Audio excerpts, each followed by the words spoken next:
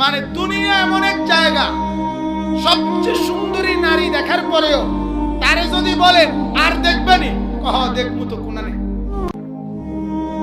ঠিক কিনা বলেন না? সে চোখ দুনিয়াতে কি হয় না, শীতল হয় না, মানে চোখ তৃপ্ত হয় না, চোখ তৃপ্ত হয় না।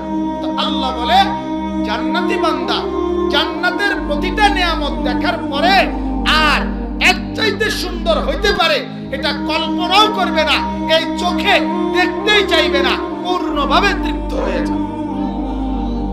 কিন্তু আমার চোখের সামনে আমার 4টা ছেলে একটাও নামাজ পড়ে না, 4টা ছেলের বউ একটাও পর্দা করে না, আমার মেয়েরা পর্দা করে না, আমার নাতি নাতনি নামাজ পড়ে না, আমার ঘরের সদস্য 12 জন আল্লাহর কোরআন পড়তে পারে না, একজনও আমার ঘরের সদস্য 12 জন ফজরের নামাজ পড়ে না, একজনও, আল্লাহর কসম আপনার মতো বদনসিব মন্দ কপাল দুর্ভাগা আসমানের নিচে জমিনের উপর আর কেউ নেই।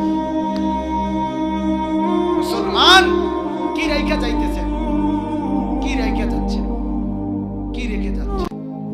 চোখের সামনে ছেলেটা বেনামাজি হয়ে